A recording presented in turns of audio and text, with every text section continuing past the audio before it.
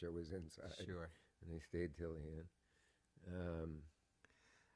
I wonder if that was the last generation that will approach it that way. Well, that's what I was thinking, that I was caught by myself mentioning the Marx Brothers to some people that age now.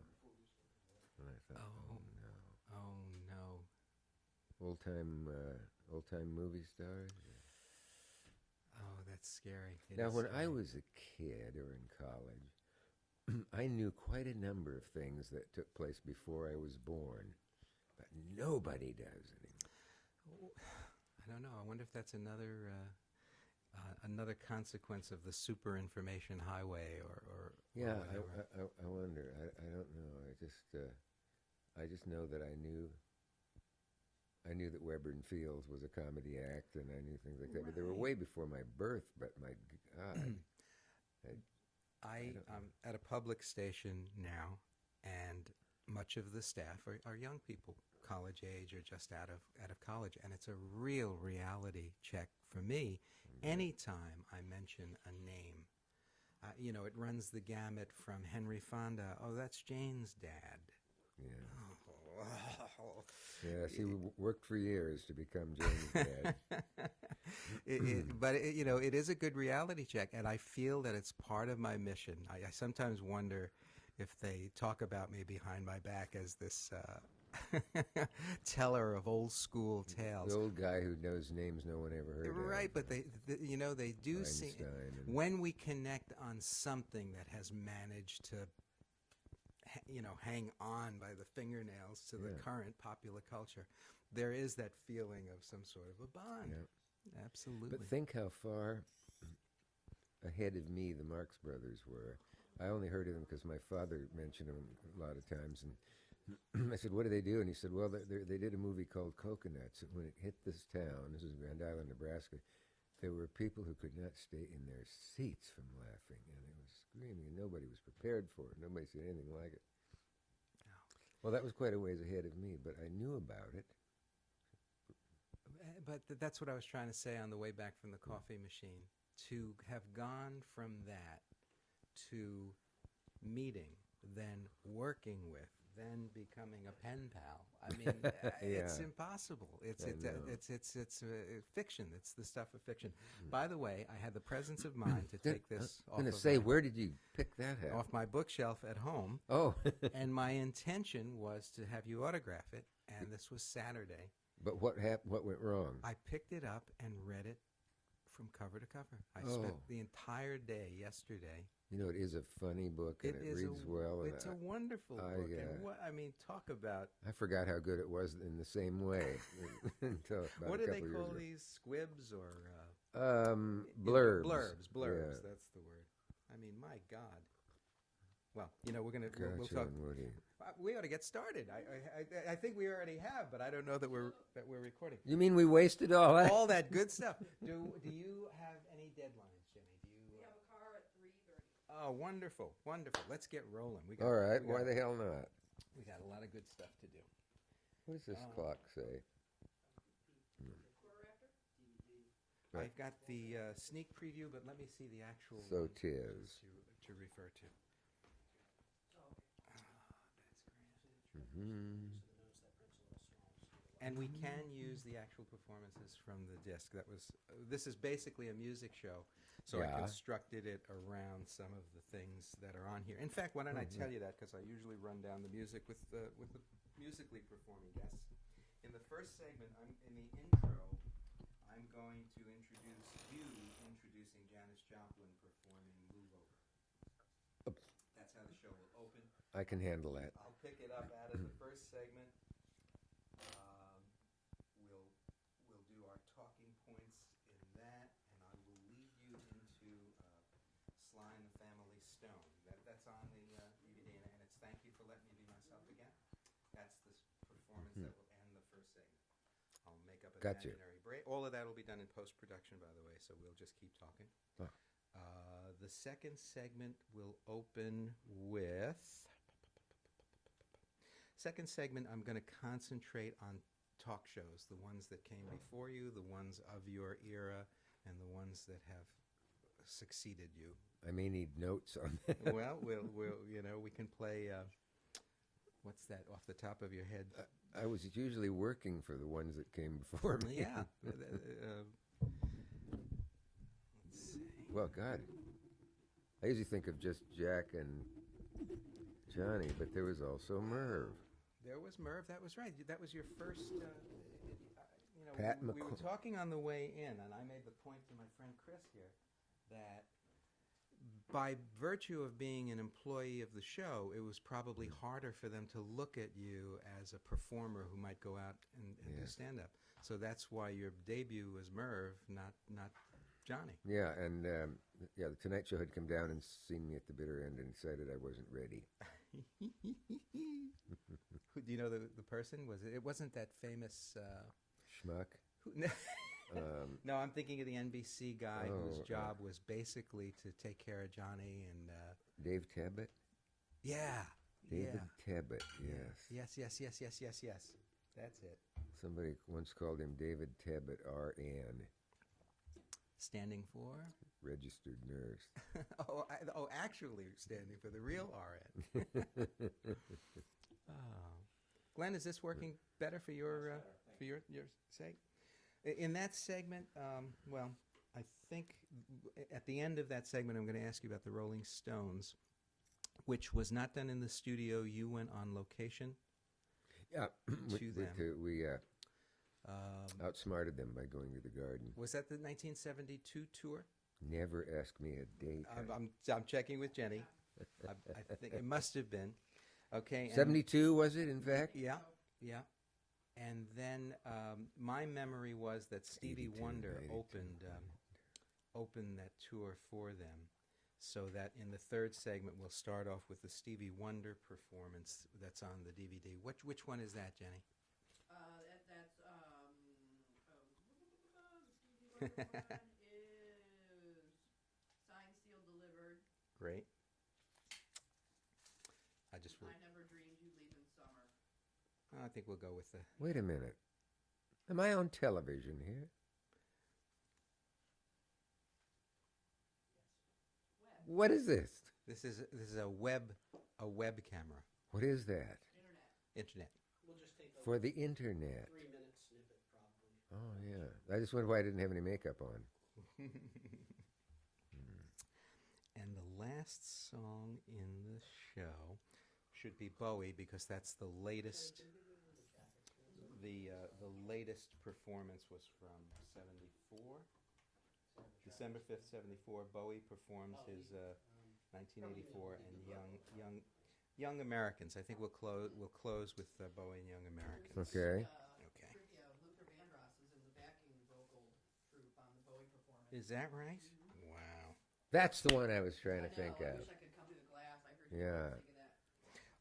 What have you done so far? What other things? I just want to say hi before you. Oh, Linda, hello. Nice to meet you. What you. other dates is Dick doing to promote the video, the DVD? Wow. You got it. He's doing, tomorrow night, Tuesday, 7 o'clock, or 6 o'clock, Borders Columbus Circle. In-store interview with David Brickney. Ah, And, ID first, audience okay? Q&A and Yeah. signing for the DVD. very nice. Gonna do CNN Showbiz tonight. Excellent. Air America we have. Or News edition. And where's my schedule? we can That's a lot of stuff. check Oh, I it think out the later. driver. I'm tired just listening. And that's only this week. We already ran all over to DC and Philadelphia. Dick, do you still have a place in the city, or are you mainly out Yes. on the East End? Yes.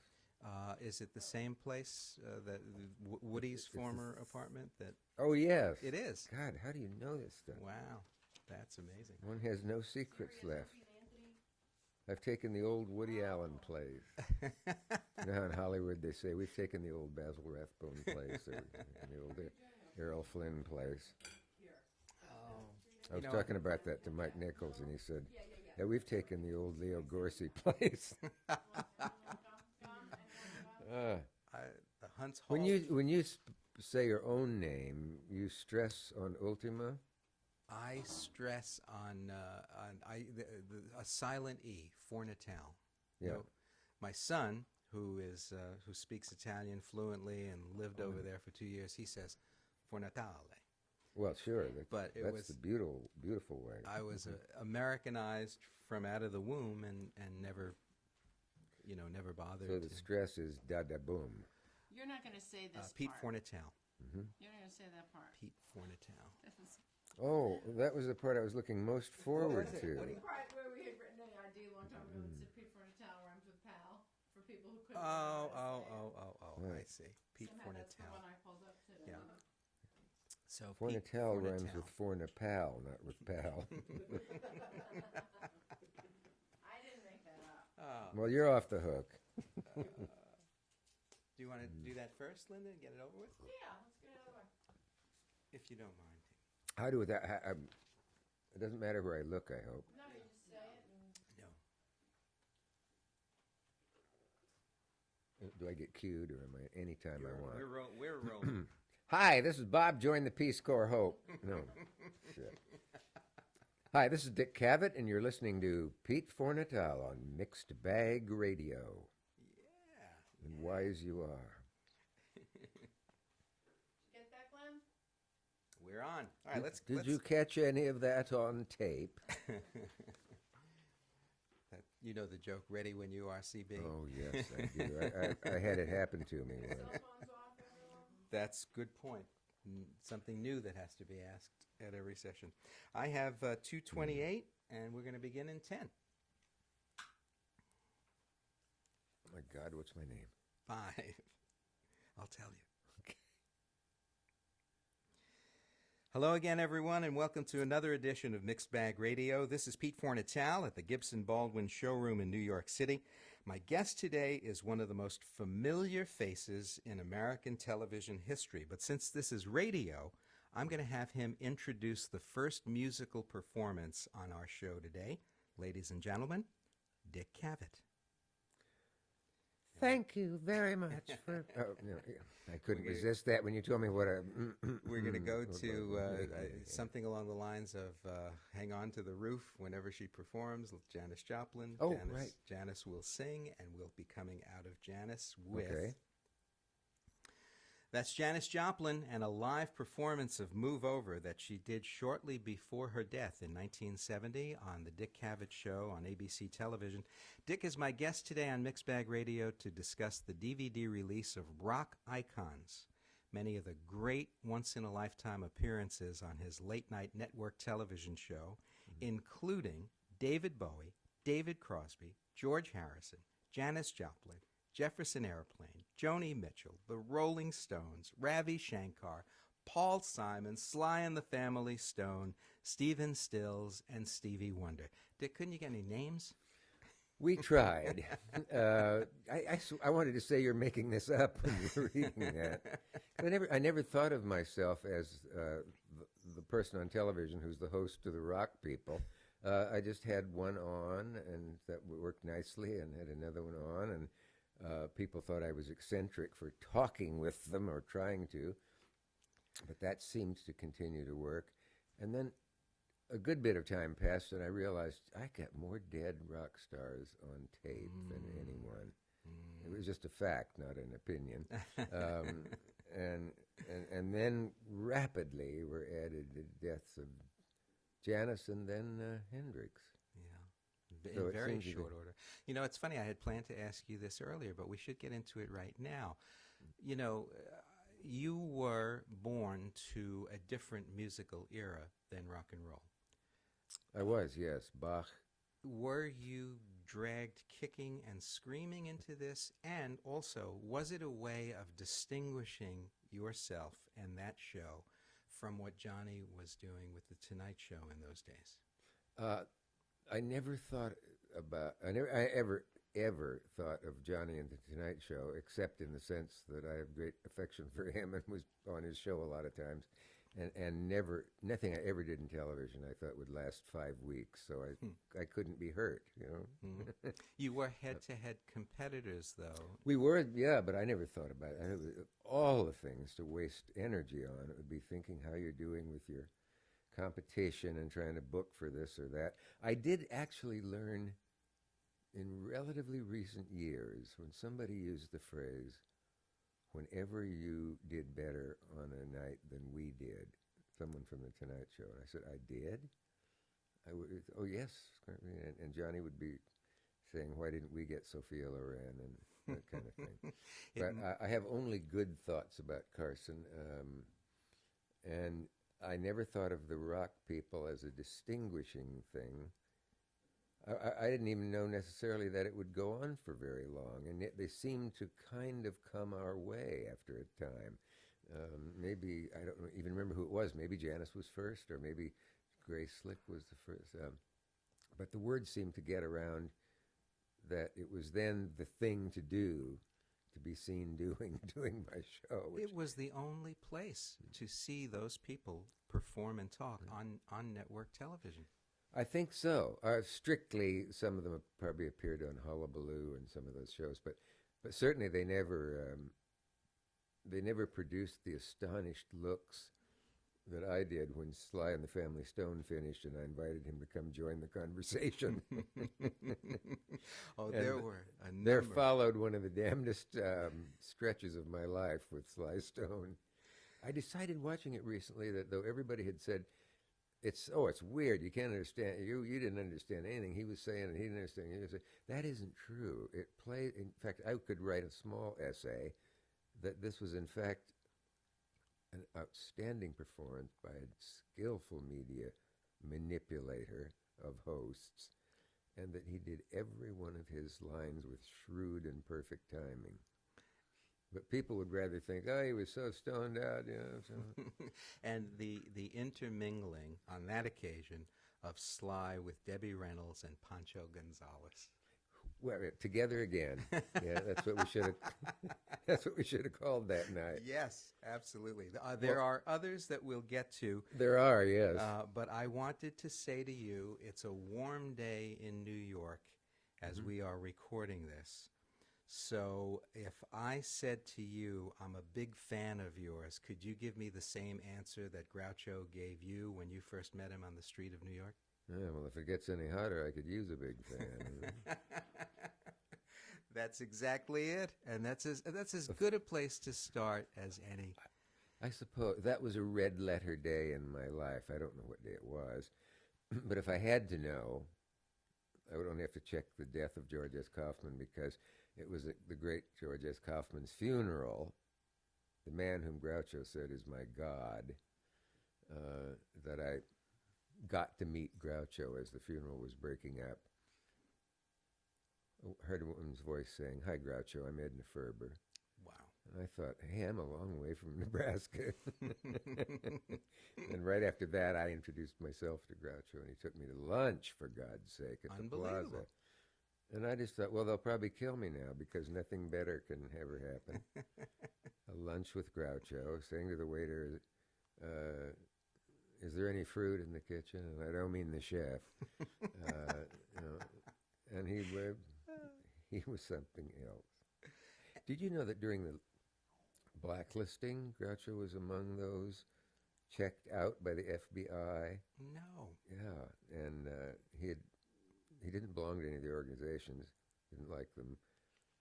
But in this, he wrote some letter, and in the letter was a prize. It ended with, "These are my principles, and if you don't like them, I've got some more."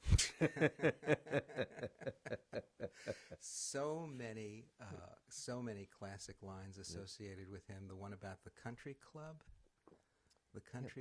that. But yeah, what's the beginning of that? Anyway, they're around the pool, and somebody comes around and reminds them that it is in that ancient euphemism or political correct phrase, restricted. And Groucho is said to have said, well, my daughter's only half Jewish. Could she go in up to her waist? Now, I've seen that printed as could she go in up to her knees, and I think that would get a laugh too. But some dumbos have printed it. Well, this is the worst of all. My daughter's only half Jewish. Could she go wading? Oh, gee. In the Tin Ear for jokes, a famous, I'll get off Groucho in a moment, but a famous columnist appeared to Groucho and me in Lindy's once. And Groucho said, oh, God, here he comes. And he said, the famous columnist, famous for his inaccuracies, he said, say something funny, Groucho. Imagine no jury would convict you if you knocked him over the head. And say something funny. Well, Groucho talked a bit, and something funny came out. And he went away content, the man. And I said, you know, he'll probably screw it up. And he said, I know. The only way to get him to print a joke right is to tell it to him wrong. Now, that's a finer mind working than a lot Absolutely. There are two other. One of my sources, of course, was the great book that you wrote in the '70s with Christopher Porterfield. Is he still Yeah, around? you knew that we wrote it, I hope, because people. Chris said I failed to make it clear at the beginning. I assumed everybody knew it was a written book, but we used the conversation format because it's. But every word was written, not quoted and taped. And it works like a charm. And there are two essays by Christopher. Chris Porterfield. Chris, is he still active? Is he? Yeah, still? yeah. Well, actually, he's retired at Time Magazine, but at Time you can stay on a few years. They have a nice deal there where you have an office and you write for the magazine and all for so he's been doing that. But that book, it made the bestseller list. Neither of us can remember how long or in what position or how far. But Groucho wrote that wonderful blurb for it on the back, which must have helped. Anyway, if you don't have a copy and it's no longer 1974, go to Dick Cavett under eBay and you will see quite a number of people selling theirs. Apparently they didn't care for them very much. I noticed that you don't have a website. Is that... No, I don't. Should I have a website? You should. You should. Johnny... What do I do with Johnny it? does. Well, he does. I mean, you know, that's another... It's a new form of immortality, as I'm sure you're aware. But Parr has a website. Johnny has a website. Now, who engineers these? Well, I think you've got to be led into that wonderland by the hand of a child. Oh, is that all it is? You know, it's one of those kinds of things. Yeah, but anybody can get a website. Anybody can. Yeah, it's like the stars in Hollywood. You can, if you can pay for them, you can get one. It does have its satisfactions, though. Tom Snyder, he's just closing his down because I understand that he's ill. Oh, I'm sorry to hear that. But he, after leaving the post-Letterman show, he started up a website called colorteeny.com. Oh, yeah? Based on that phrase he used to use for his CNBC show, where you were mates for a while, if I'm remembering correctly. Yeah, we used to run into each other over there. He did a funny thing once. I was on his show, and he said something about Johnny, and I said, how Johnny treats me, and I said, yeah, to me, he's avuncular. I guess Tom thought that was an insult because he immediately leapt to Johnny's defense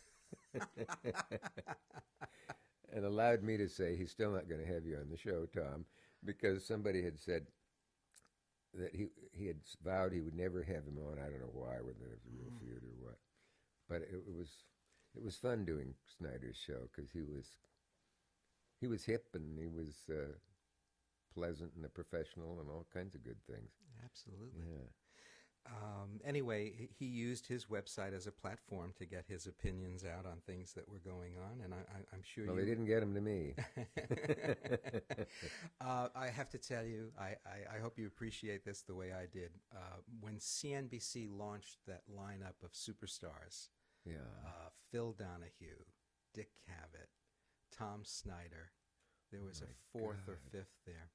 They launched it with a panel discussion where the five of you were on a dais and people were calling in with questions. I'm going to take your word for this. Okay, but here, humor comes from the most unexpected places. One of the callers, and it didn't feel mean-spirited. It felt affectionate, which is why I feel okay telling you.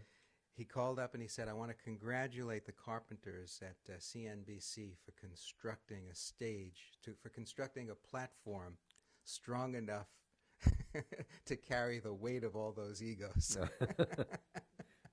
I don't see anything to argue with there. Lord, no. It was just one of those lovely moments. Once I got to say on one of those kinds of things, Roger Ailes won't be here tonight. He's ill. Roger Ailes. And about 1/5 of the people in the room got it.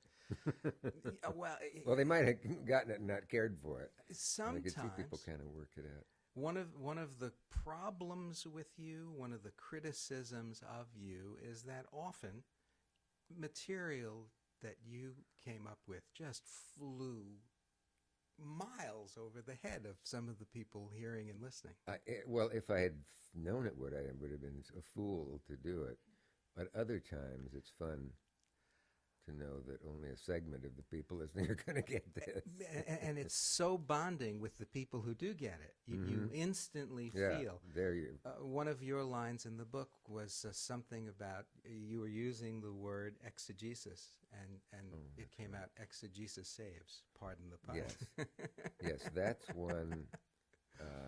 Who was the British author who wrote me a note, having enjoyed being on the show? And we had also had lunch, and she had said, but most of all, thank you for exegesis saves. And she said, do you mind if I use it in England? Do you think they'll get it? Funny, you should remember that.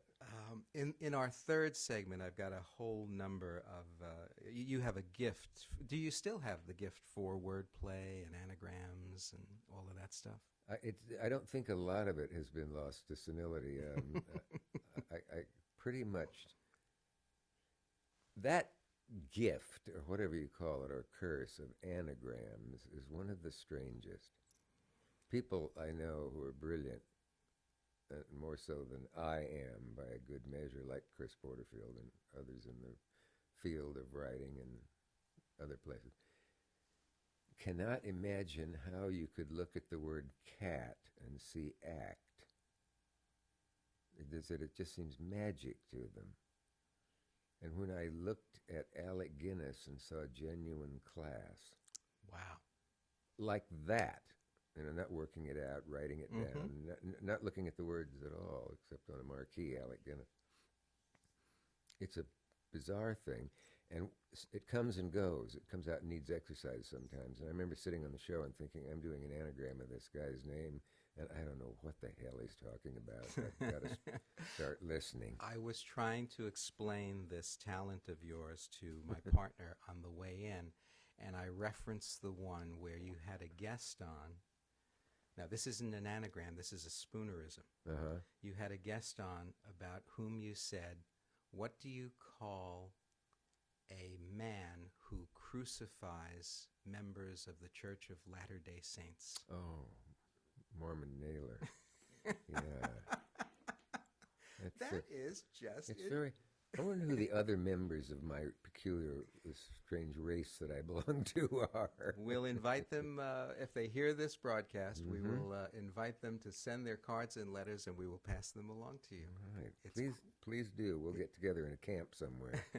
It is quite a gift indeed, and we will get back to it. But right now, I want to go back to the notion of odd combinations on your panel.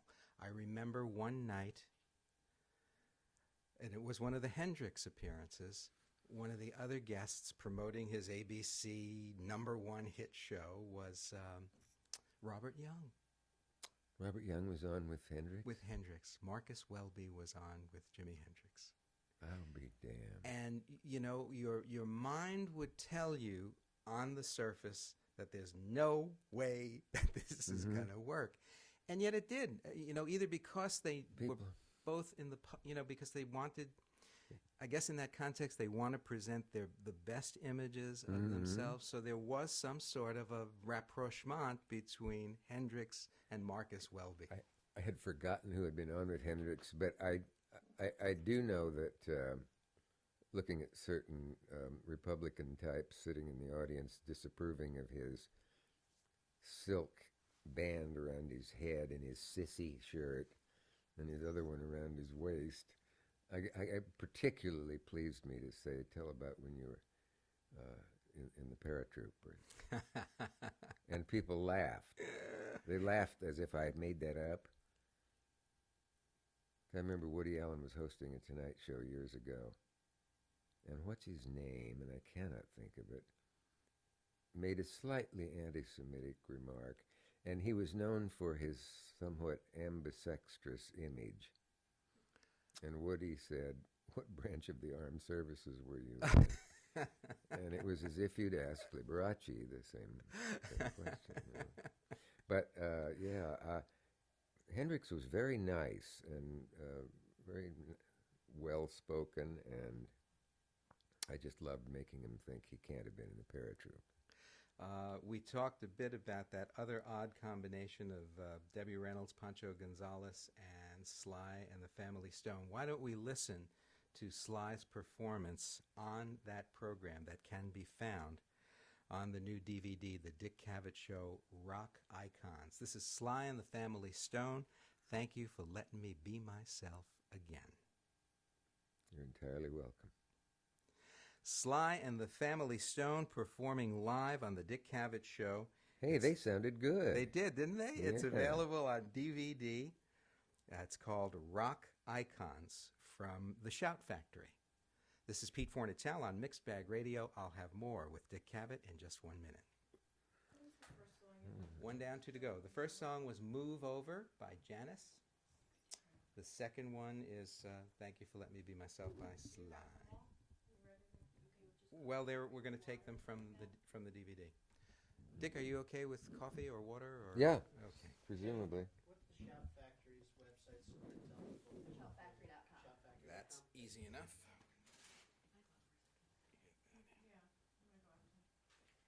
Shoutfactory. Remind me to pee after the next one, even if it before it becomes urgent. This is the one where talk shows, the ghost of talk shows past, present, and future. Oh, yes.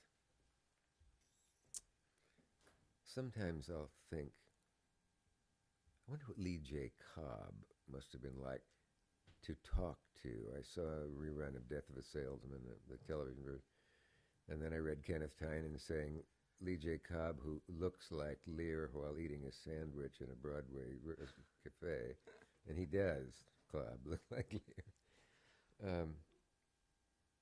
Just wondered what he'd be like. I guess, I don't know, I suppose I could have had him on, but about a month later I find an 8x10 photograph of me talking to Lee J. Cobb on the show. Oh my. And then I realize I can kind of summon it. But the thing with Carson that came up one night about memory and remembering guests,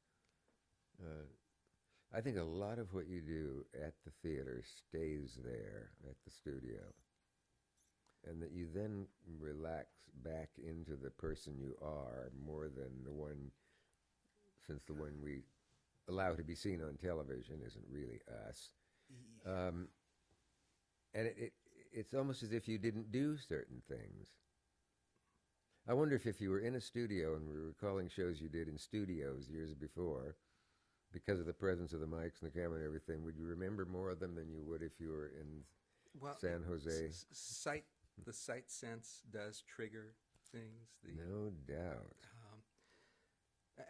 As you're speaking, that happens in this room. I mean, we've done countless numbers of these things in this room, and I don't really hear them until the show is finished, produced, and on the radio somewhere. Absolutely. It's amazing. It's an eerie part of the. Let's not lose any of this stuff. Let's get into segment 2. Okay. Pete Fornatale back with you on Mixed Bag Radio with my guest today, Dick Cavett, celebrating the release of the 3-disc DVD box set Rock Icons.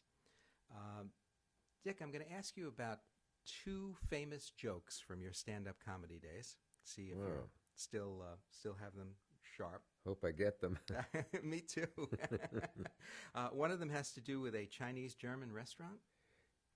Oh yeah, that was it was hard to write for yourself. Everybody's told me it would be. Woody said it is really hard-ass work. He'd work for morning to get a joke for yourself. Whereas you can write 10 pages for anybody else, famous or infamous or unfamous, without any trouble. I was just noticing there were some restaurants in the village that had two nationalities in their title. Not just Spanish, Mexican, whatever. But in one case, it was an odd combination, and I thought, what would be another one? Chinese-German food. That's about as ridiculous as you could get. Ah, yes. Wait a minute. It's all right, but an hour later you're hungry for power. And I realized I had Alan had also told me, you realize when you have a good joke. Twice he said to me, great joke, Cabot. I don't know what the other one was. The ball, where was it? Were you going to ask me one you have there? I have one here. Yeah. It was a wedding where the bride was pregnant. Oh, and they threw puffed rice. Yeah, that usually worked. And a piece I did about going to a snooty wedding in Westchester somewhere. But that I suspected they were doing it on the cheap. Wait a minute. I don't know much about caviar, but I do know you're not supposed to get pictures of ball players. Well, you've just heard the highlight of my act. Highlights extended. Woody liked that one, did he? Very much. Where did you two first cross paths? The night before I met Groucho, I met Woody.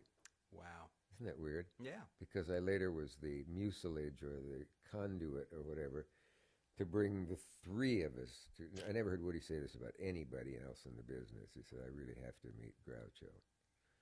And so I arranged it. We went to Lindy's.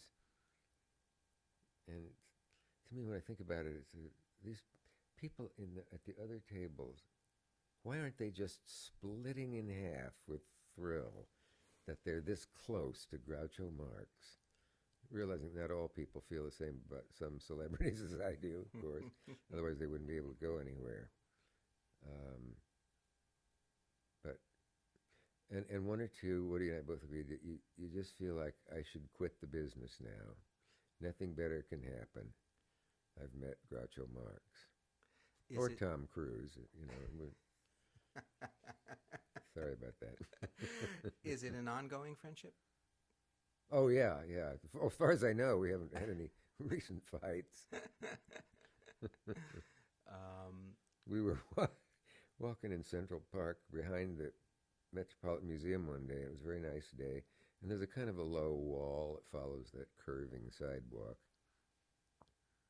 And I said, oh, God, you know what I just realized the other day? You and I are the age Spencer Tracy was when he made Guess Who's Coming to Dinner. Some unkind friend. And of course and Woody said, sort of pointing to the wall, can we sit down for a moment? And we did. But now, of course, Tracy was very ill at the time. But nothing prepares you in life for the time shockers that are going to happen to you. Absolutely not. Absolutely not. I'm forever expecting everybody and everything on earth to be exactly as it was when I last saw it. And you'll say to somebody, how's the little fellow about a person's son that you met some time back? And he'll say, the little fellow is chief of surgery now at Honolulu Hospital or something. I was going to ask you at some point during your visit about a Rilke quote that you were very fond of a long time ago, and I'm wondering if it has changed its meaning for you over the years. Do you know the one I'm... The The German Rilke? That very one, yeah. I don't know what it is at this moment. You have the advantage of me. Okay, it is the notion of time coming at. Yeah. Is it a Rilke story? I think is a where somebody is just sort of flattened backwards at the idea of time rushing past him so fast that it's deafening in his ears. And what is that in? One of your better read viewers maybe can let us know. Well, if you do the talking for a second, I'll find it. Okay, the idea of time being a force like a horrible wind that perhaps this character went mad because you would if you always had that feeling, having that. I think he ends up just going to bed. Yeah, and I believe so. And giving up. There's no index on that book. No, probably no. should have been. I hate any No. book that doesn't have an index. Too bad. Marlon Brando, I gave him a copy, and he said, I guess you can tell I'm surreptitiously trying to find the parts about me as we were talking. He's certainly in there. And well, he should. The guy be. was overwhelmed by the passage of time rushing past his ears. Yeah. Let's see. Some of the rivers west of the Mississippi are. I'm just trying to fill for you here. No, I know. I think we're going to rely There on once the, was a. There once Would was you a. like me to look for it, or do you want to look for it? on the audience member. I could tell there once was a lady from Wheeling. No, you can't tell that. Even in a room full of hairy men. Oh, that's Sex and you can so odd. Right? Rilke. It does give the name of the story that it's from, and in fact, it's referenced twice in the book. It comes back. I think I later bring on. it up, and Chris clears up what it is. Or Okay, something. we might do a pickup on that later, but Funny book because we didn't know whether to take credit for writing like people talk or convincingly talking like people write. And it would always piss us off when somebody would say, "Now, did you edit the tapes much?" Oh dear. Well, I can still ask the larger question about whether that notion of passing time has altered for you, accelerated for you, gotten better, gotten worse. I think I have a totally unrealistic sense of time. I keep doing that thing where I say, "Where's the little fellow?" and they said he's ahead of something, over and over. And I feel like somebody's taken about 25 years out of my life that I can't account for. I don't know what that is. That's where the editing took place. Somebody clipped 25 years out. They It did, does- and they damn well better give it back, or I'm going to get annoyed. Two can play at this game. What Who is said man will not be free until the last king is strangled with the guts of the last priest? Wow. Don't know, but that's great. That wasn't Tom Cruise. I don't think. What is I the- think it's Diderot. And I've sort of always had a vague feeling of who Diderot was, and I know his name when I see it. And then I remember that he did an encyclopedia for about 26 years, while turning out vast amounts of correspondence. And one of those people you'd think, if to be in the same room with them, they would suck up all the air. I'm gonna, Denis Diderot. I will bow to you on Diderot. No contest. Okay, I may be making this up, you know. That's okay. First talk show you ever remember seeing on the tube?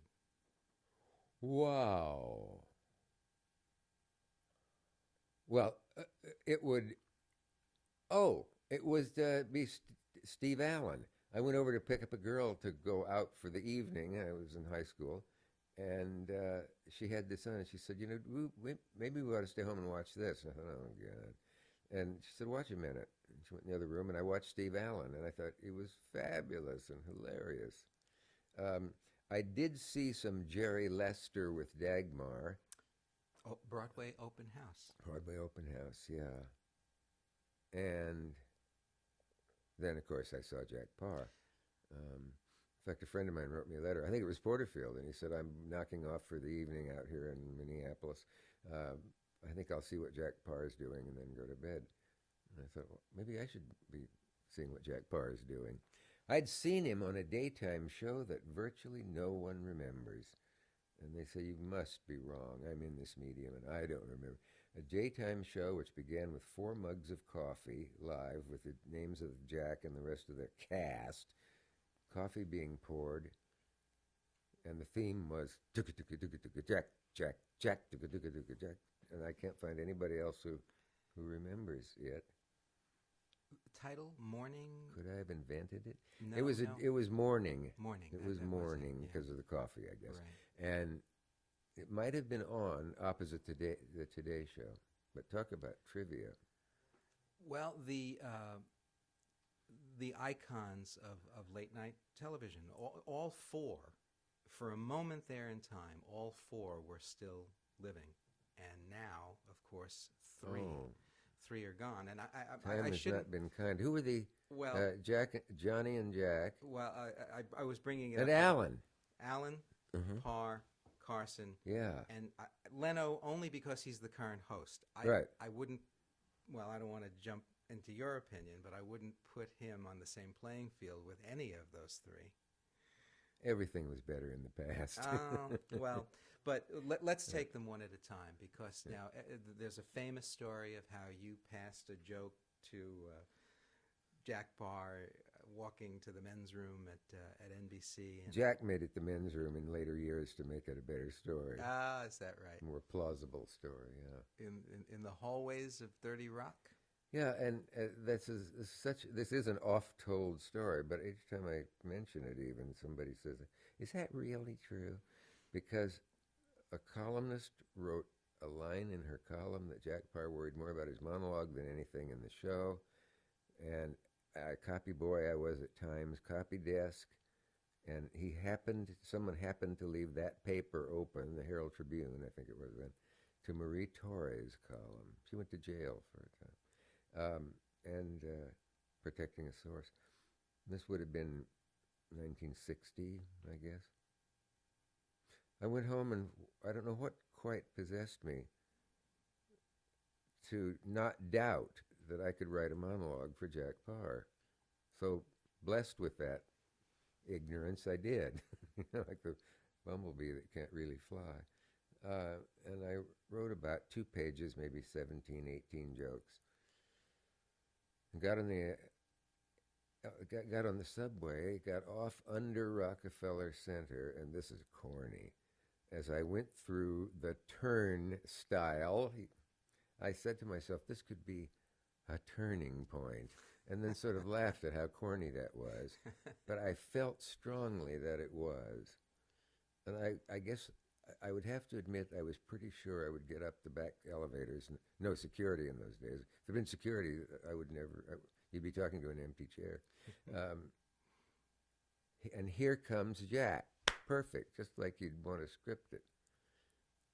I knew to put it in a time envelope. That caught Jack's eye, and I said, "I've written some material for you, Mr. Parr, but I'm not part of Time magazine," which he hated at that point. And he used it. He took it. And then I went and sat in the audience all full of myself, and he came out and took out folded paper. And I thought, Jesus, he's going to read my monologue, and he's going to say, this all in an instant in the mind. This kid came up to me. I don't know who he was. And he gave me these jokes, and they're better than my own writers give me. I'm sorry. And I'm going to read them to you. But no, it was some bit about traffic, and then I thought, I got to get out of here. And then one of my lines came out in ad lib, and then another one. Pirate ship had some people stranded, and the Post and the News had pirate ship on their front pages. I said it must have been startling to have a voice come over the loudspeaker saying, "This is your pirate speaking." Now, I often still wonder why some people laugh at that. Because as someone pointed out to me later, some little prig, it's usually, "This is your captain speaking." But it worked. It got a huge hand. I managed to meet him in the elevator going down. And he said, "You want to write, don't you, kid?" And I said, "Yes," although I didn't particularly. I just wanted to meet Jack Parr, and I didn't want to say that to him. So he hired me, and I booked guests, and I illegal ate for a time, and they had an opening on the writer's staff, and I got it. Was it already a goal of yours that that would be the ultimate format to pursue for you? No, all I thought was I've gotten to the place I probably most want to be in the world, on the staff of the Jack Parr Show. And if I hadn't gotten the job, I would have probably stood outside and watched him come out. And at this moment, I can't think, when did I first even picture myself behind the desk? It usually has been a desk, as you've noticed, but not always. I never thought of that. So I was kind of adrift in my unlikely success as a writer. Johnny inherited you as a writer in the transition? You know, I'm not entirely certain. I remember that I think I was sent. Oh no, I do remember. He was doing an Emmy show, hosting an Emmy show from New York, and he was new and pretty much unknown except for the game show that he did. And I said, "Oh, I know Carson. He's from Nebraska, and I'm from Nebraska." And I met him when I was a kid, magician, and he wouldn't remember that. But so I went over. I remember going over to his apartment, and he was there in a T-shirt. And I thought, I've never seen a big star in a T-shirt before. I mean, you know, a white underwear shirt. And I wrote for him for that. And he knew me from that. And I went on to the Tonight Show staff. This is with Johnny. This is a forgotten little piece of television history, but I think it's important because not many remember that there was like a 6-month gap between Parr leaving Tonight and Johnny taking it over. Isn't that funny? It's been my experience that nobody remembers that. Oh, and they'll say, I say, when did Johnny come on? And they say, well, Jack left, and then Johnny came on. Talk about. Well, that would have been a very dumb career move for Johnny, I think. You know, all the Parr loyalists, he's taken it away, and look, he isn't very good at it. Was there any stupider decision than the one for Johnny to finish on a Friday night, Leno to take over on the following Monday, and not acknowledge him? Oh my God! Are you kidding? No. Forgot to mention. Didn't forget his what's the word? Dragon Lady manager, now deceased, advised him not to. Well, that was stupid on her part. Oh my God, he's been paying penance for that ever since. I mean, I like Jay, but I But to make a point of not admitting the king who just abdicated, isn't that absurd? And you're there on his property. But let's go to the other end of Johnny's reign. There was 6 months in there where it was catch as catch can. You didn't know who you were going to see. Merv did it. You're telling me. I wrote for you wrote for all those of people. them. There was one I remember where Ronald Reagan was either the guest host or a guest on the panel, and he got into an argument and with William Bendix of the other Hollywood right, who had been planted in the audience. And they had an actor who was a very convincing communist, Russian, Soviet communist, and began to spout propaganda sitting on the aisle. And I remember looking out and watching Reagan was already on his feet with his hands defiantly on his hips. Yes. And so was William Bendix, who God. was even to the right of him. That I forgot. And was Linkletter possibly hosting? Very well could be. Yeah. It was in California. It might have been Bob Cummings. He was the first week. Wow. But boy, they nearly had apoplexy there because there was a commie on our. It was amazing. I mean, the stuff you don't even know if stuff like that was erased, if it exists anywhere. That would be interesting to know. Did they save any of those shows? There wasn't much worth saving, I must say. Well, the next one I'm going to mention was very noteworthy because the gentleman in question was invited to do 1 week and was so hysterical and so loose and terrific that they brought him immediately back for a second week. Griffin? Jerry Lewis. Oh, Jerry Lewis. Yes, Jerry Lewis. Oh, God, yes. he gave us all Dunhill $100 certificates, everybody on the staff.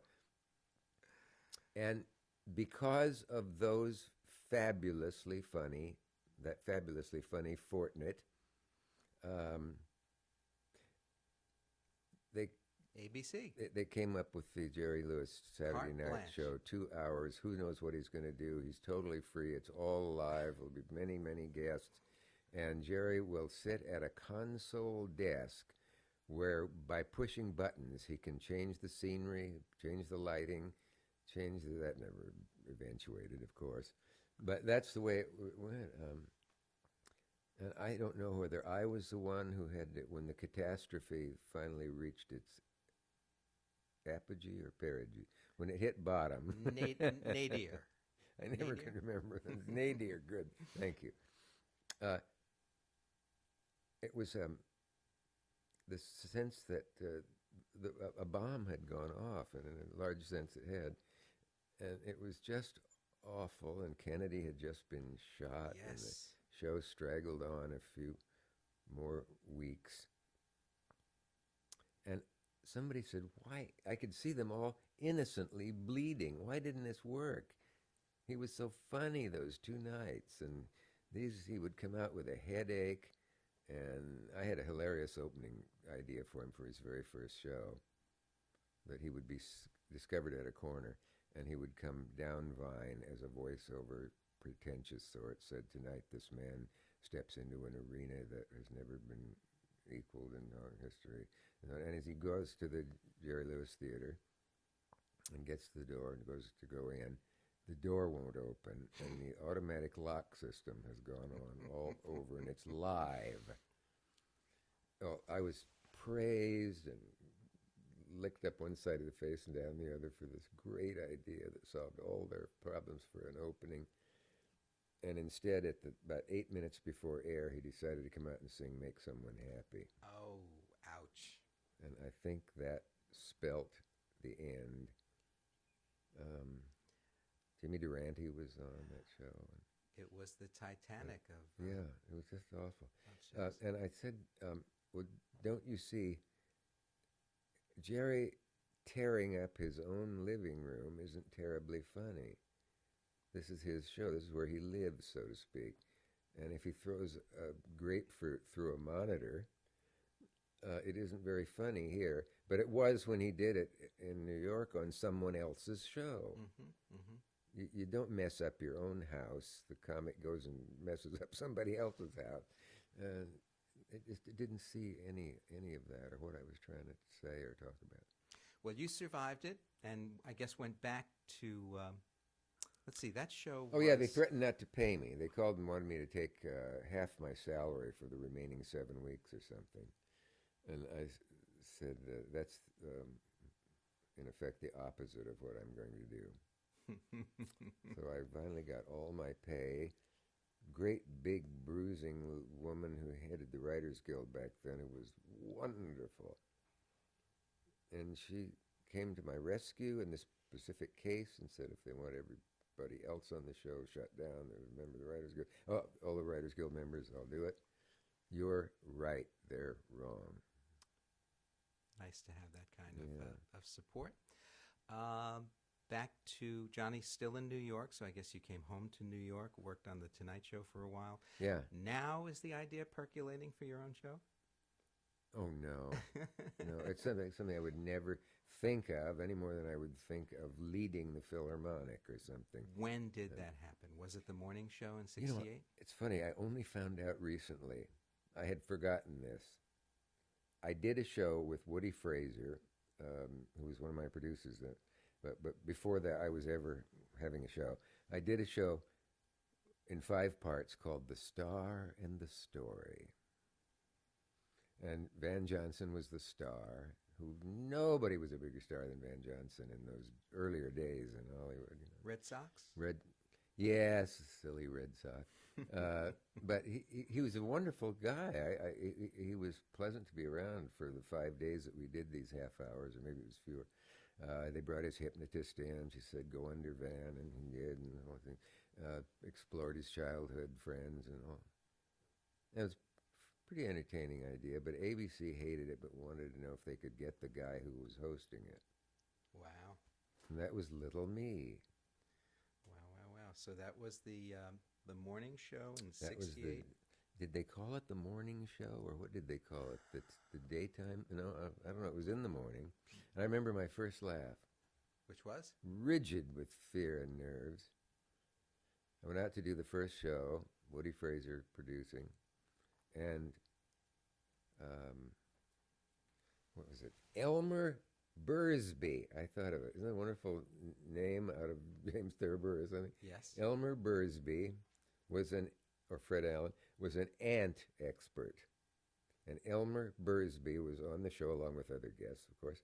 And he had those thin plastic things that you can see the ants' tunnels in and all, and he spoke about them and so on and so on.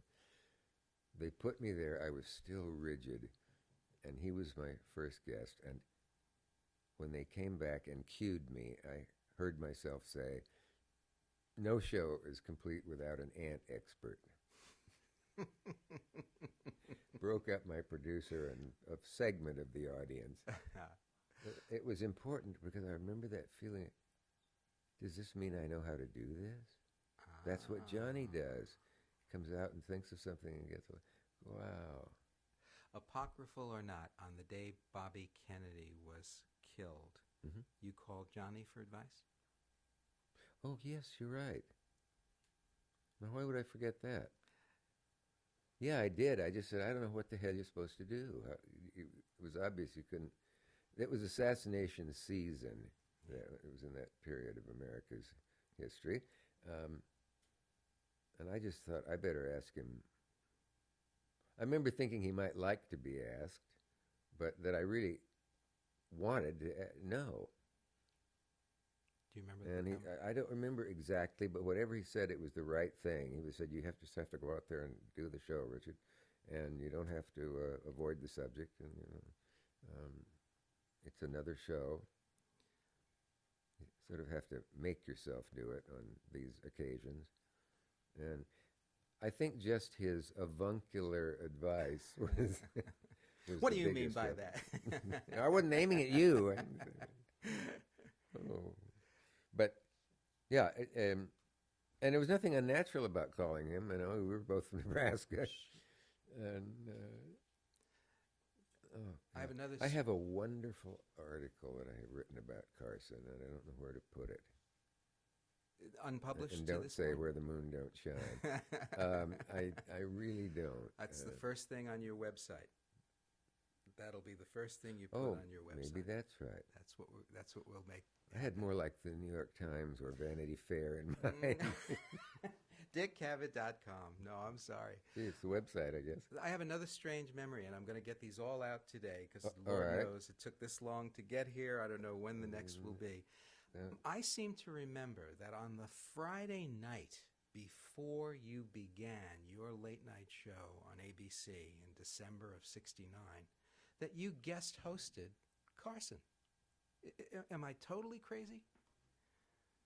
That the last time that you did a guest hosting job or were a guest with Johnny was literally the Friday night before your Monday debut.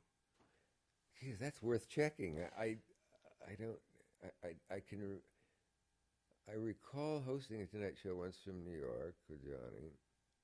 I recall hosting it 2 nights in a row in California, always when I didn't have a show of my own. And this will involve a trip to the New York Times. it will, yeah. Somebody, What do maybe, they do you call it? suppose there are any websites that have all this stuff? Maybe. You know, it just may be. It strikes me as very strange that it would happen that Me way. too, But maybe the atmosphere was different in those days, Very and different. not everybody thought. The competitiveness was not what it was today. That Yeah. sense of you can't take a goddamn vacation day Yeah, that you'll lose your- exists now. I did that with I think with the PBS show, and I didn't want. My secretary informed me one day, this is the 365th day from your last vacation, and you haven't had any, and I had missed it by a couple more weeks, because I just said, if I go away, it won't be here. It'll all have been a mistake. There was that, but never did I picture myself in the hot seat hosting a show until after that Star in the Story business, and ABC happened to be looking for something to do in the daytime. And there I was. Well, it's like the checkerboard here. We're now jumping to you replacing Joey Bishop, which is really what happened. That happened while I was in London. My first trip to London. I couldn't have been more thrilled. And we went to the theater one night. I don't remember what we saw.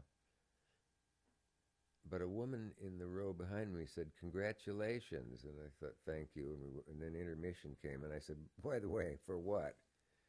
And she said, "Well, don't you know?" And I said, "No, you're replacing Joey Bishop." No one told me or asked me. Did I want a late-night television show? Oh, boy. I made Carson laugh once genuinely hard on the air, and that was such a good feeling because I really thought he was wonderful. And the idea of breaking him up, not in a phony one, where the person goes off their chair and pounds the floor and things. End of the show, I was the least significant guest. I was moved down to the end of the couch. And Johnny asked, "What are you doing next, Abel?" And he said, "Oh, I'm doing a new movie called such and such." And Arlene had a new series coming along. And Jeff had a fabulous thing coming along. "And what about you, Richard?" And I didn't have anything. And I said, "I'm working on a sort of sitcom. It's a humorous version of Gilligan's Island." Well, Yes. he exploded. Johnny liked a joke that had a target of somebody or something. He raised the bar. Because he was so good at it himself. He raised the bar. He set a standard that no one will ever come close to. Correct? I don't know exactly how, unless some great in a manger somewhere. His successor is Nebraska, born. probably. Yeah. In some fashion. We sometimes take U-turns in this show. I think I want to play Bette Midler's Go. goodbye to Johnny that last week of his reign on The Tonight Show. That gets to me watching it. On Mixed Bag Radio. I always love. Can we We- talk? Do you want to switch? Do you want to do a turn? Yeah. Do you want to, boy, we're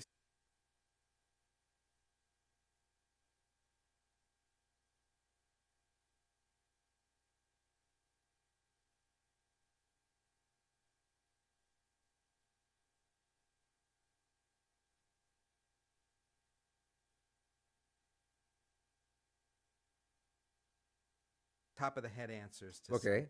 things for the third segment. I'll Are we play. rolling? Okay. I can play. We've been all over the media map with Dick Cavett, but his main purpose in being here today is to talk about the Dick Cavett Show, Rock Icons, a 3 DVD set that's just been released by the Shout Factory. You can find out more about it at shoutfactory.com. One of the things it includes is your 1972 encounter with the Rolling Stones. Yes, 'tis true. 'Tis pity. We couldn't get him to come on the show, I thought. So they said, "Well, why don't we hit him with the idea of doing it at the Garden where they're going to be playing?" And surprisingly enough, that came back positive. I knew Mick a bit before that, which might have helped. And it was I got to spend I got to see 2 entire Rolling Stones concerts. And I think it was the same day.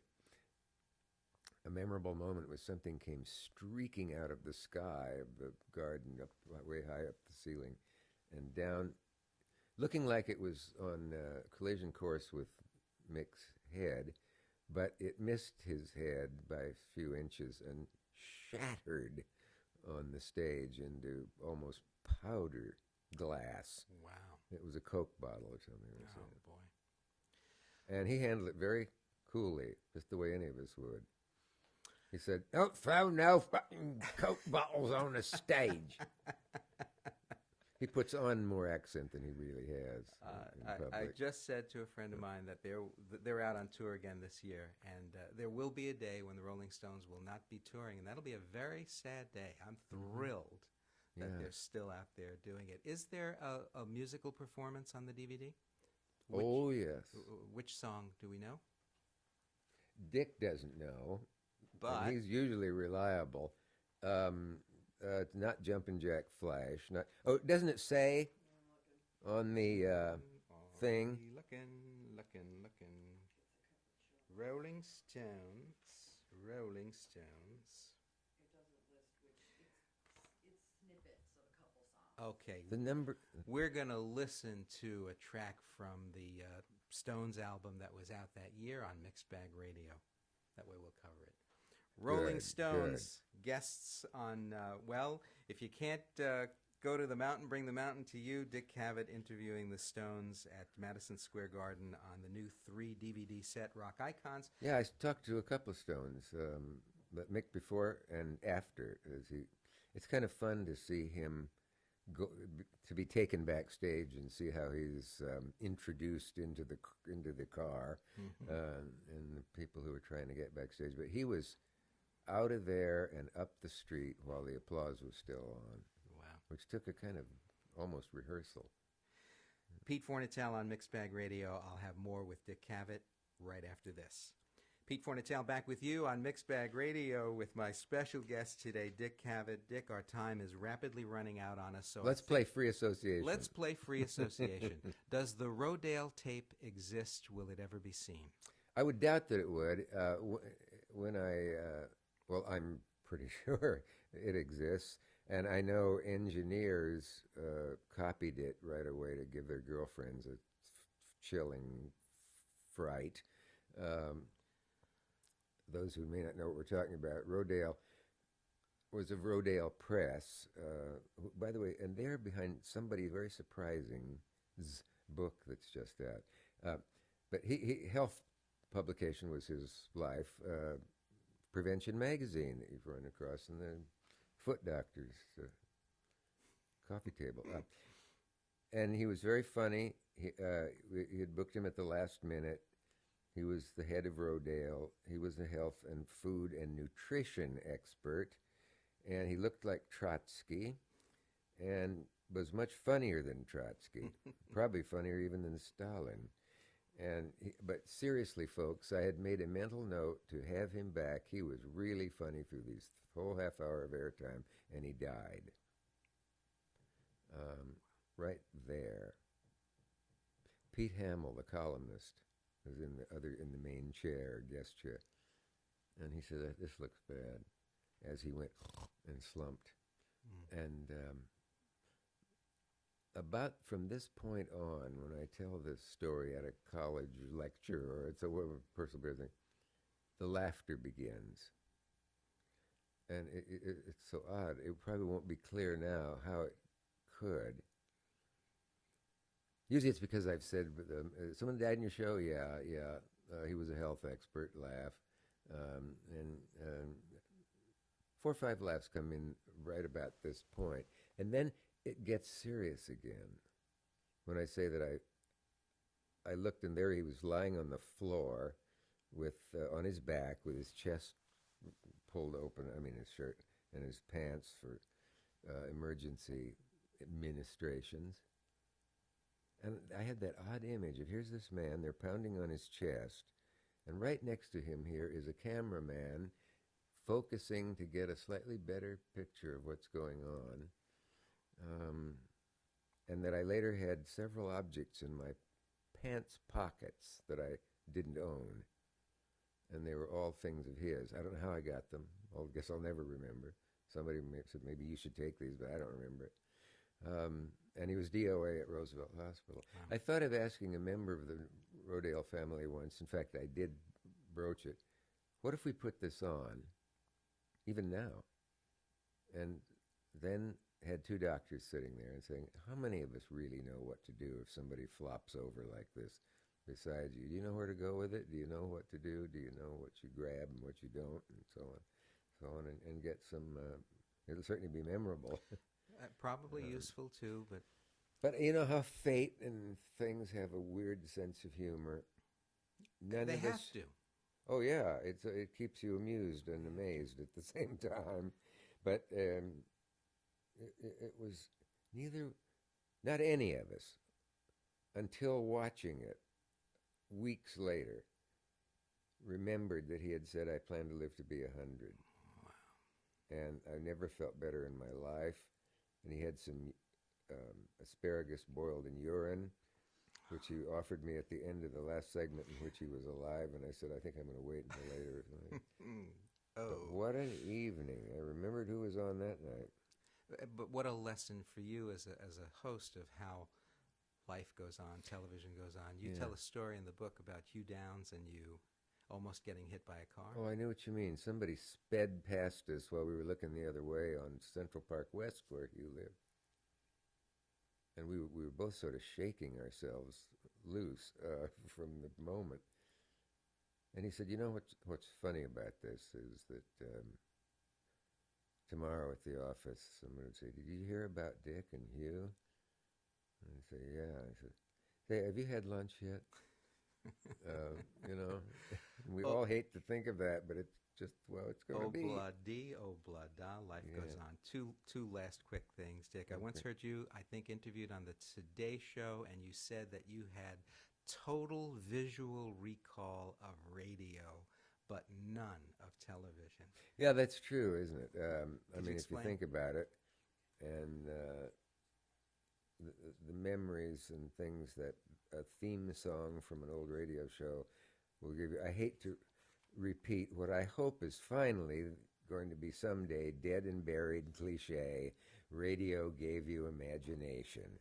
It's like whenever you get a show on comics on the old David Susskind or something, somebody's going to say, you know where jokes come from? Prisons. And the logic was that prisoners don't have anything to do, so they make up jokes.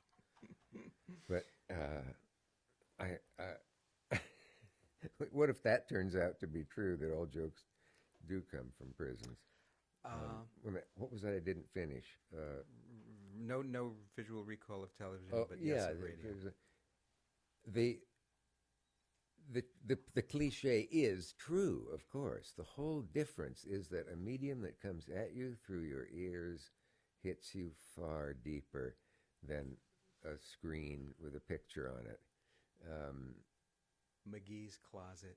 Yeah, that was, they found out, by the way, the hard way in some cases, that the visual gags that people tuned in to see because they were on the show, like a man whose closet dumped out 4,000 pounds of junk. When you saw it, and Benny even, with all his wisdom, made that mistake. Yeah. He said, oh, won't it be great? We'll be here, Jack Benny, go down into his vault where his money is and where the alligator is in the moat. And in each case, everyone had his image of that, and none of them matched the one that the Not television the same. show. Never could be. Yeah. Radio hits you deeper, that's for sure. This is as serious a question as I intended to ask you today, Dick. Did you peak too soon and too young? And once you've been there and had that platform, are you always chasing after it the rest of your life in some way? I don't seem to be, but then I don't seem to be the type that would bring out a DVD, even though people ask me every damn day, can we ever see Janis again, or can we ever see when Jimi Hendrix went? I don't know. I think these things happen when they do, like the strange chance of my running into Jack Parr and all the other things in that day falling into place, including the time I read the piece about he needed a monologue, he worried about his monologue. I don't think, I'm not aware of having any control over anything of that sort in my life. Are you at peace with your place in television history? As it was, would I like to go back and rewrite some of it? No, I am. But in the other days when I think, I've just got to do a show again. There's stuff I want to say, and it'd be funny, and it'd be a lot funnier than that was. I don't know. But it doesn't consume me as it might, and probably has, some others. I am very happy to hear that. You make the point in your book that that Groucho and W.C. Fields probably never could quite grasp the meaning that they had in other people's lives.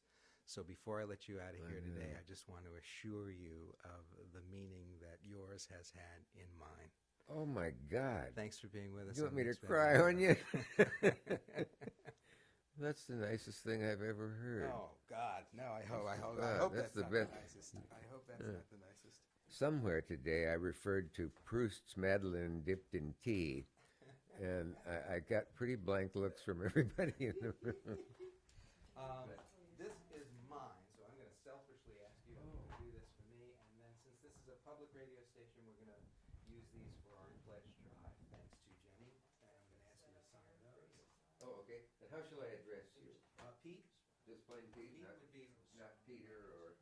You know, actually, in my real Yeah, life, throw I'm it. Peter. In my real life, I'm Peter. So any way you like, is the same way with me. This is a very sissy pen. Well, I might as well just be signing pen.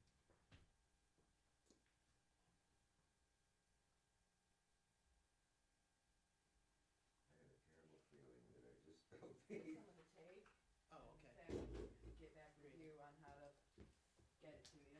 I have this awful feeling that I just wrote Pete with two T's. Nope. I didn't. Nope, you're good. Oh, you were looking. All ready to roll. Here we go. So were there more songs or no more songs? Oh, sure, absolutely. That's perfect, and we have to do your thing too. Oh, great. We have to do your thing. Shall I tell you the best one of these I ever saw? Sure. It was a copy of S.J. Perelman's, God, I don't know what the Rivers of Pain for one. We will take Mr. Cavitt first, so then we will take a picture. And it said to Pat, to Pat, this extravagant gallivantry, conceived in one, executed in anguish, and remaindered in toto, stead. Wouldn't it be nice to be able to toss him off like that? Oh, that's God.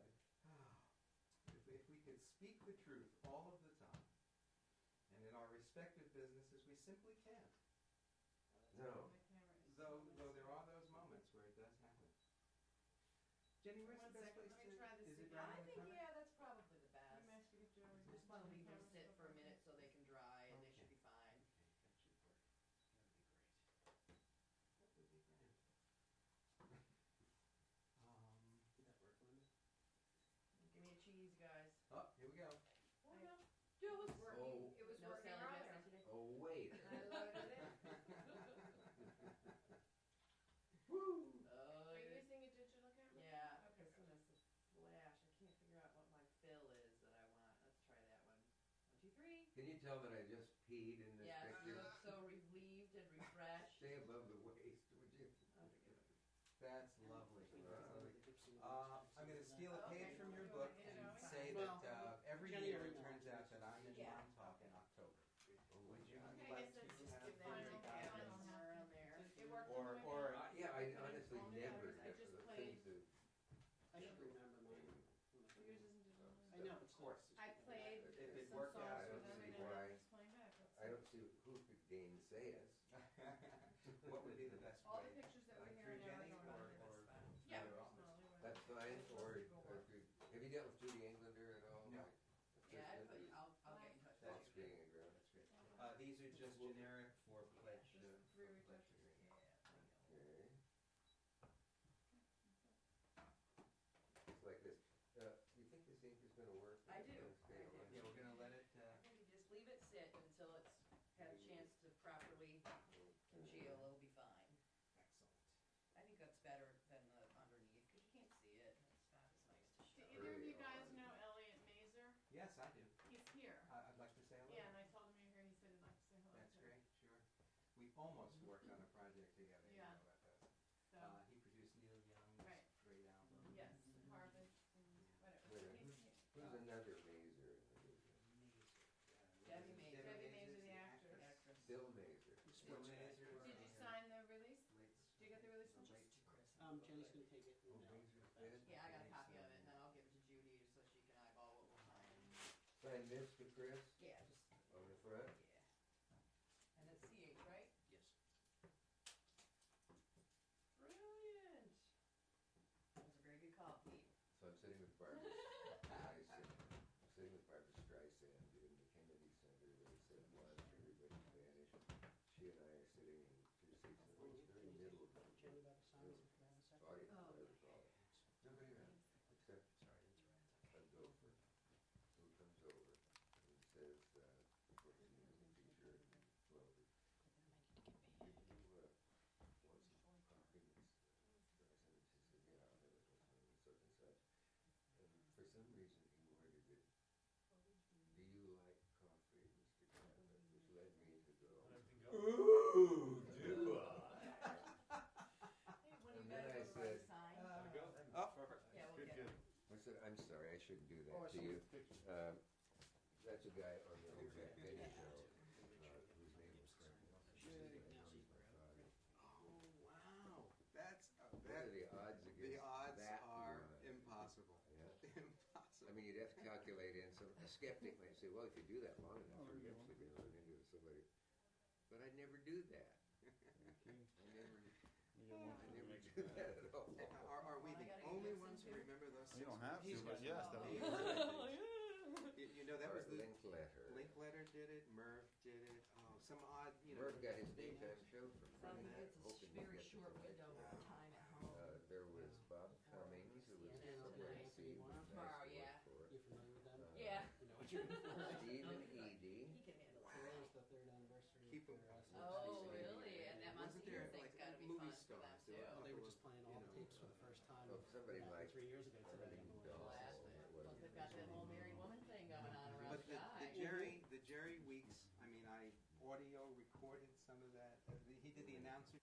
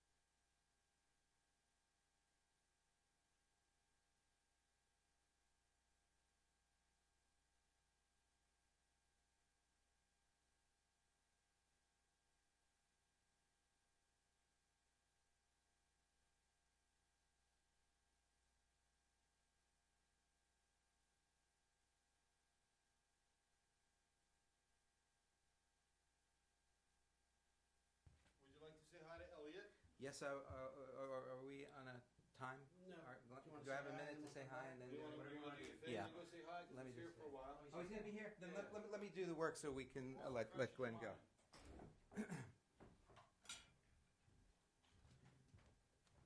We're gonna wrap up.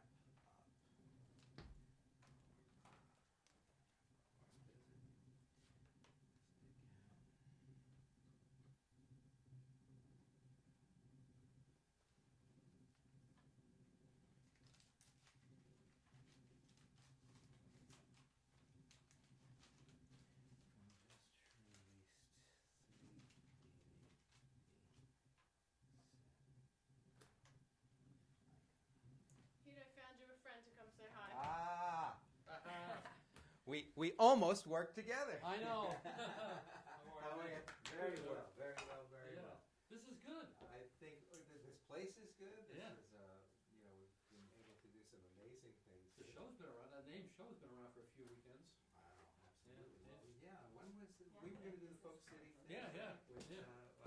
The film director, Yeah, Michael Apted. Michael Yeah. Apted, Yeah. and you know, as those things Yeah. go awry, it Yeah. went awry. But it was great, you know, Yeah. short Yeah. burst working with you. Yeah. Since then, I've seen Jake Holmes a couple of times. What's he doing? He's still doing helmet.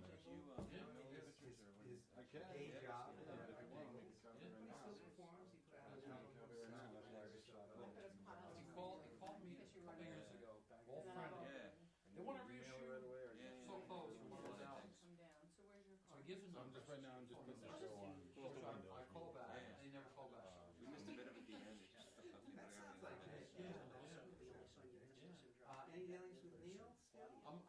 Right now making an album with Well, Peggy, his wife.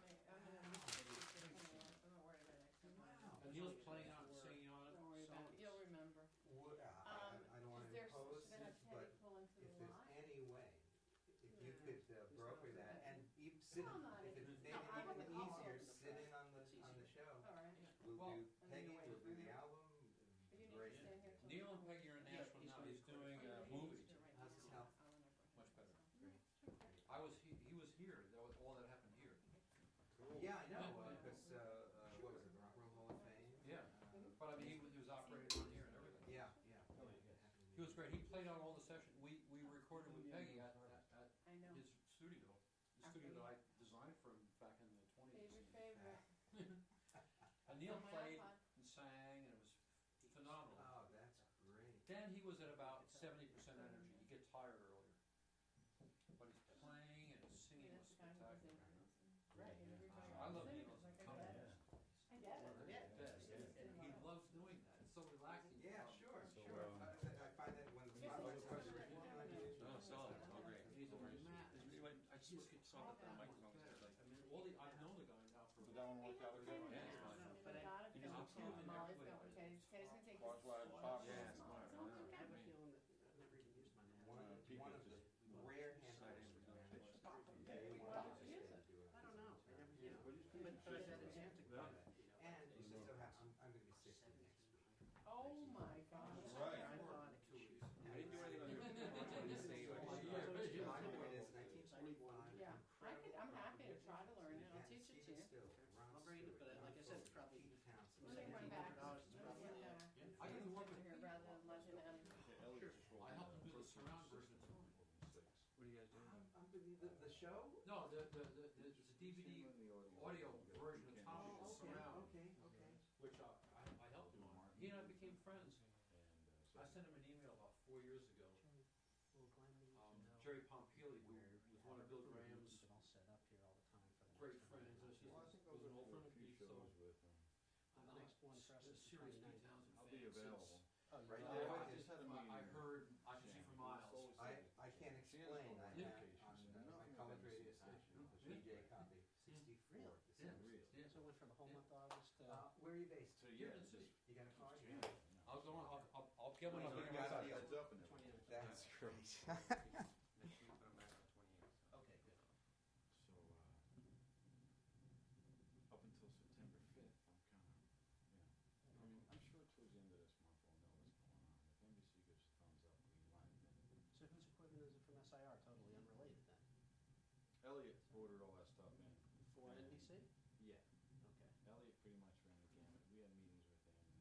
pulled in some of my gear just for monitoring purposes, but he pulled everything else in for. They got a whole Pro 2 rig up there in the Studio 6. Okay. The big. So it's up in the air, but it's definitely happening. Well, Stuff. it's happening for this pilot tomorrow.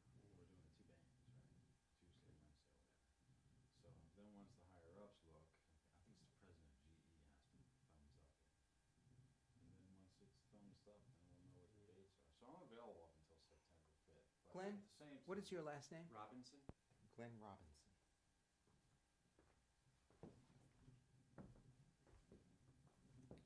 Well, here's to you, Glenn Robinson. Yeah. I had to, I'm sorry. Pete, can't you have Don sit in on the 17th? 17th is what? September 17th is a Saturday. Oh, I just took this past Saturday as my Don fill-in day. You still recording? Yeah, because it's an audio backup, just in case. Oh, you're not getting any audio. Oh, Yeah, I mean, he might be, because I'm still rolling. I'm just rolling. Special thanks this week to the Gibson Baldwin Showroom On the, in New York City. that's. What is Jenny's last name? ooh, And Jenny Sperandano? I don't know well enough. Yikes. Oh, wait a minute. Maybe this is it. No, she just signed it, Jenny. She wouldn't be credited. I'm just going to say the Shout Factory. That'll do it, right?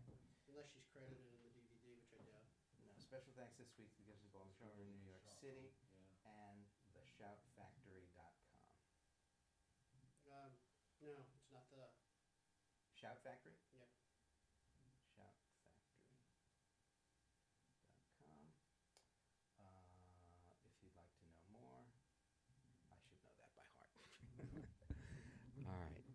And then I have to get your. Contact old Lori Beck. Yeah, right. Yeah, that'll do it. We rolling? You forgot Bill's name on me. Okay. We're going to wrap up our visit with Dick Cavett with another performance from the just-released 3-DVD set Rock Icons. Here's David Bowie on Mixed Bag Radio. And that just about does it for this edition of Mixed Bag Radio. My thanks to Dick Cavett for being our guest. Thanks also to Joey Deanna, Linda Fetter, Chris Hall, Don McGee, and Glenn Robinson. Special thanks this week to the Gibson Baldwin Showroom in New York City and ShoutFactory.com. If you'd like to know more about our program or see exclusive video performances by some of our previous guests, please visit our website at mixedbagradio.com. This is Pete Fornatale. Thanks for listening. And one last piece of copy. You want to put it on the same No, we should probably separate it. Well, Pete's gonna voice a commercial. PSA?